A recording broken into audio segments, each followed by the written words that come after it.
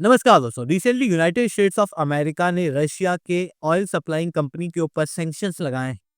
इस बार के सैंक्शंस काफी ज्यादा खतरनाक हैं क्योंकि इन सैंक्शंस का डायरेक्ट असर इंडिया और चाइना को जो रशियन ऑयल मिलता था उस पे पड़ने वाला है। क्योंकि इस बार सैंक्शन रशिया पे नहीं लगे। आई रिपीट, यहाँ पर सैंक्शन लगे हैं रशिया की ऑयल कंपनियों के ऊपर और भी कई सारी ऐसी जगहों पर जो कि डायरेक्टली भारत और रशिया के ऑयल ट्रेड के ऊपर असर डालेगी। और आने वाले समय में ऑब्वियसली इंडिया को ऑयल महंगा मिलने वाला है। पर सवाल ये उठता है, क्या भारत के अंदर अब ऑयल की शॉर्टेज होने वाली है या फिर यहाँ पर कुछ और दिक्कत भारत को आने वाली है? इन सारी चीजों को मैं श्वेरी चौहान डिटेल में आप लोगों के साथ में चर्चा करूंगा। बट उसके पहले आप लोग मेरे साथ में एसआरसी 10 टेलीग्राम ग्रुप के ऊपर जुड़ रखते हो। मेरे क्लास की अपडेट, पीपीटी, पीडीएफ सब कुछ आपको यहाँ पे मिल जाएगी। यूपीएससी सीएससी की तैयारी करना है, इंडिया के टॉप एजुकेटर से ऑफलाइन क्लास के अंदर पढ़ना है, आप लोगों के पास में अच्छा मौका है। अन अकेडमी केवल ऑनलाइन ही रहा है, अन अकेडमी ऑफलाइन भी आ चुका है। हमारे सेंटर्स ऑलरेडी खोले जा चुके हैं।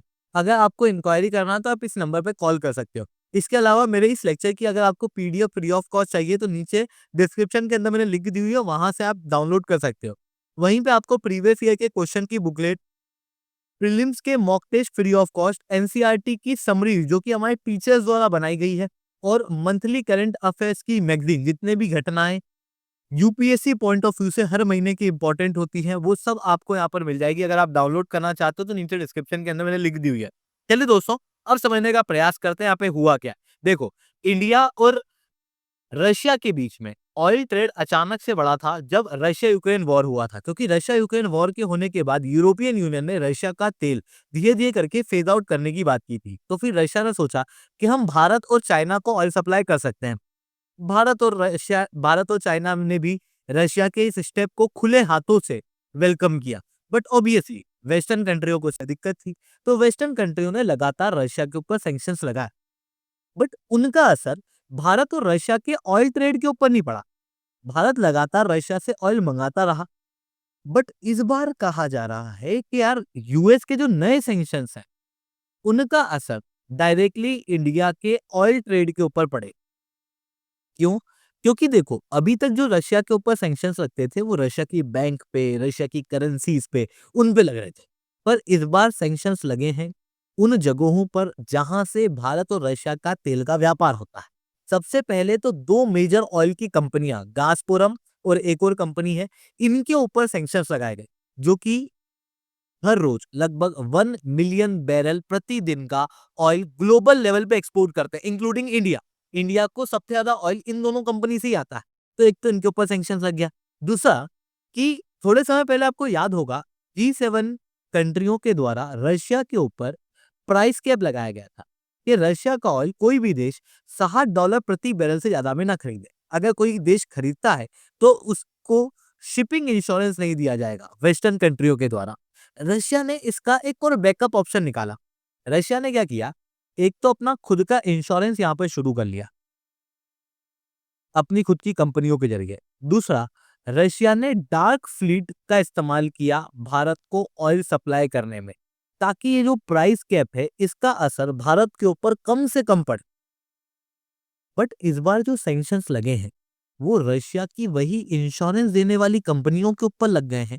दूसरा, 180 शिप्स जिसके अंदर ऐसी सारी डार्क फ्लीट है जो भारत को ऑयल सप्लाई करती हैं, उनके ऊपर भी सैंक्शन लग गए, जिन्होंने पिछले साल पूरे विश्व में रशिया के ऑयल को सप्लाई किया था। लगभग 530 मिलियन बैरल का ऑयल पिछले साल इन 180 शिप्स के द्वारा सप्लाई किया गया था, इनके ऊपर सैंक्शंस लग गए।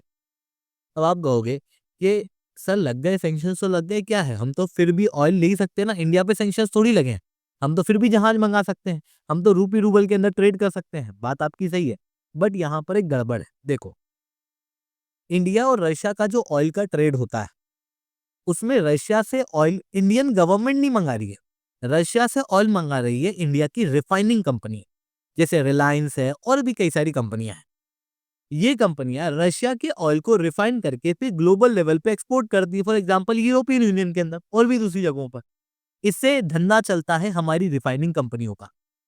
अब अगर हम रशियन कंपनियों के जिनके ऊपर सैंक्शंस लगे हुए हैं उनके जहाजों से तेल मंगाएं और उससे United states of America India की रिफाइनिंग कंपनियों के ऊपर सेकेंडरी सैंक्शंस लगा दे, तो उससे क्या होगा, भारत की रिफाइनिंग कंपनियां ग्लोबल लेवल पे जिन्हें अपने रिफाइंड प्रोडक्ट एक्सपोर्ट कर रही है वो नहीं कर पाएगी। पूरा धंधा जो है वो चौपट हो जाएगा। कोई भी अपना धंधा चौपट नहीं करना चाहता, सीधी सी बात है।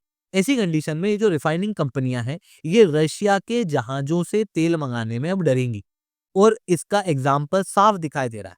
आप देख सकते हो कई सारी रिफाइनिंग कंपनियों के द्वारा ऑलरेडी रशिया के सैंक्शन ऑयल टैंकर्स से तेल मंगाने से मना कर दिया गया है। तो उसकी वजह से भारत और चाइना के अंदर जो रशिया का ऑयल सप्लाई होता था, उस पे डायरेक्ट असर पड़ेगा। हालांकि ये असर अभी नहीं दिखेगा, क्योंकि एक गैप दी गई है। ये कहा गया है कि यूएस ने जब सैंक्शन लगाए तो उन्होंने कहा कि जो 10 जनवरी के पहले-पहले के ऑर्डर हैं वो पूरे हो सकते हैं। 10 जनवरी के पहले हम लोगों ने लगभग 12 मार्च तक के ऑर्डर जो है वो प्लेस किए हुए थे। ऐसी कंडीशन में 12 मार्च तक आने वाला ऑयल नॉर्मल रूप से आएगा। बट उसके बाद जो शिप्स हैं, उनकी शॉर्टेज पड़ती हुई दिखाई देगी। और उसकी वजह से इंडिया के ऑयल सप्लाई पे इतना असर नहीं पड़ेगा जितना कि ऑयल प्राइस पे पड़ेगा। सबसे पहले समझते हैं ऑयल प्राइस पे कैसे असर पड़ेगा और कैसे ऑयल सप्लाई पे असर नहीं पड़ेगा, वो फिर अपन सेकंड स्टेप में देखेंगे। देखो, ऑयल प्राइस की अगर हम लोग बात करें तो रशिया जो है वो ईरान, इराक, अंगोला इनके मुकाबले $3 प्रति बैरल का डिस्काउंट दे रहा था। वहीं सऊदी अरेबिया जो है वो $2 ज्यादा कॉस्ट करता है। ऐसी कंडीशन में हमको हर बैरल पे रशिया से ऑयल लेने पे $3 का फायदा हो रहा था। और अगर हम सऊदी अरेबिया से तेल खरीदते तो लगभग $5 का फायदा हो रहा था यहाँ पर। अब क्या है कि क्योंकि रशिया का ऑयल हमको मिलेगा नहीं, तो उसकी वजह से यहाँ पर हम लोगों को ये डिस्काउंट कम हो जाएगा, डिस्काउंट खत्म हो जाएगा। जो थोड़ा बहुत ऑयल हम लोग रशिया से लेंगे, वो ऐसी कंपनियों से लेंगे जिनके ऊपर सैंक्शंस नहीं लगे हुए हैं। अब मैक्सिमम कंपनियों के ऊपर सैंक्शन लगा दिए, लगभग 180 शिप के ऊपर सैंक्शन लगा दिए। कुछ ही कंपनियां बची है रशिया के अंदर जिनके ऊपर सैंक्शंस नहीं है। ऐसी कंडीशन में रशिया जो इंडिया को ऑयल सप्लाई कर रहा है, वहां पर शिपिंग शॉर्टेज होगी। और शिपिंग शॉर्टेज होने से जो शिप के प्राइस है वो बढ़ जाएंगे। तो जो ऑयल पे डिस्काउंट मिल रहा है ना, वो ऑयल का डिस्काउंट यहाँ पर प्राइस के शिपिंग प्राइस के बढ़ने की वजह से सब कवर हो जाएगा, जिसकी वजह से ऑयल प्राइस के ऊपर डायरेक्ट असर पड़ेगा। हालांकि ऑयल के सप्लाई के ऊपर यहाँ पर ज्यादा असर नहीं पड़ेगा, क्योंकि धीरे धीरे करके हम रशिया के ऑयल पे डिपेंडेंसी कम कर ही रहे थे। और ग्लोबल मार्केट में और भी कई सारे प्लेयर हैं जो कि भारत को ऑयल दे रहे हैं। इवन जब रशिया यूक्रेन वॉर नहीं हुआ था, उसके पहले हम रशिया से इतना तेल खरीदते भी नहीं थे। हम तो कम ही तेल खरीदते थे। ऐसी कंडीशन में क्लियर है कि उस समय का जो प्रोसेस है वो कंटिन्यू रहेगा। आप क्लियरली यहाँ पर देख सकते हो, इंडिया का जो ऑयल इंपोर्ट है, नवंबर और दिसंबर में रशिया के से वो सीधे कम हो गया है। दिसंबर में भारत ने रशिया से केवल 31.5% ही ऑयल मंगाया है, जबकि नवंबर में 38% मंगाया था। टोटल ड्रॉप जो है वो लगभग 16% के आसपास का है। इस ड्रॉप के पीछे मेजर कारण ये है कि हम लोगों ने रशिया से ऑयल मंगाना बढ़ाया था अगस्त 2024 में, क्योंकि उस समय पर रशिया की जो डोमेस्टिक इंडस्ट्रीज थी, रिफाइनरीज थी, उनके अंदर काम चल रहे थे, जिसके कारण से वहां पर डिमांड इतनी क्रिएट हो नहीं रही थी ऑयल की। और रशिया ज्यादा डिस्काउंट दे रहा था, जिस वजह से रशिया जो है वो इंडिया को ऑयल सप्लाई कर पा रहा था। पर अब क्या हुआ है कि रशिया की जो रिफाइनरीज हैं वो वापस से वर्किंग में आ चुकी हैं, और क्योंकि वो वर्किंग में आ चुकी है तो फिर वो रशिया के डोमेस्टिक मार्केट के अंदर ऑयल की डिमांड कर रही है, जिसकी वजह से रशिया जो है वो सप्लाई नहीं कर पा रहा था। और भारत भी फिर रशिया से तेल जो है वो कम ले रहा था, जिसका आप डायरेक्ट एग्जाम्पल यहाँ पर देख सकते हो। जिसकी वजह से आप क्लियरली देख सकते हो कि भारत की डिपेंडेंसी रशिया पे से कम हो रही थी। दूसरी तरफ इराक से हम लोगों ने ऑयल को इंपोर्ट करना बढ़ा दिया था, इवन यूएई से भी। सऊदी अरेबिया से इतना नहीं बढ़ाया था, क्योंकि आप जानते हो सऊदी अरेबिया जो है वो $2 ज्यादा प्राइस चार्ज कर रहा है एज कम्पेयर टू यूएई और इराक। इसी कारण से हम लोगों ने इराक और यूएई से ऑयल को लेना बढ़ा दिया था। ऐसी कंडीशन में क्लियर है कि जो दूसरे सप्लायर्स हैं हम लोग उनसे ऑयल लेंगे, बट जो डिस्काउंट है वो कम होगा। इवन भारत ने और भी दूसरे सारे देशों के साथ में अपनी पार्टनरशिप की हुई है। नए नए मार्केट भारत खोज रहा है, जैसे ब्राजील के अंदर, वेनेजुएला के अंदर, कि यहाँ से भी हम लोगों की ऑयल की जुगाड़ जो है वो हो जाए। क्योंकि देखो सीधी सी चीज है, इंडिया का जो ऑयल की डिमांड है वो ग्लोबल लेवल पे थर्ड लार्जेस्ट है। मतलब we are the third largest oil के कंज्यूमर्स। और हमारी जितनी भी ऑयल की डिमांड है उसका 85% भाग हम लोगों को इम्पोर्ट करना पड़ता है, क्योंकि वो इंडिया के अंदर ऑयल इतना प्रोड्यूस होता नहीं है। इस वजह से बहुत इम्पोर्टेंट है इंडिया की एनर्जी सिक्योरिटी के लिए ऑयल की कंटिन्यूअस सप्लाई। और भारत को ये बहुत अच्छे से पता था कि हम एक मार्केट के ऊपर या फिर एक सप्लाई के ऊपर डिपेंडेंट नहीं रह सकते। रशिया ने हमको लाख डिस्काउंट दिया हो, पर हम लोगों ने कभी भी रशिया के ऑयल के इंपोर्ट को 50% के ऊपर नहीं लेके गए। हम दूसरे सारी जगहों से भी ऑयल खरीदते रह रहे थे, क्योंकि हमको पता था कि रशिया के ऊपर कभी भी बड़े सैंक्शंस लग सकते हैं और रशिया का ऑयल कभी भी रुक सकता है। और उसलिए हम लोगों ने हमारे एनर्जी सप्लाईज को बहुत डाइवर्सिफाई रखा हुआ है, और अब हम उसे और डाइवर्सिफाई कर रहे हैं। जैसे अफ्रीका से ऑयल ला रहे हैं, साउथ अमेरिका से लेके आ रहे हैं।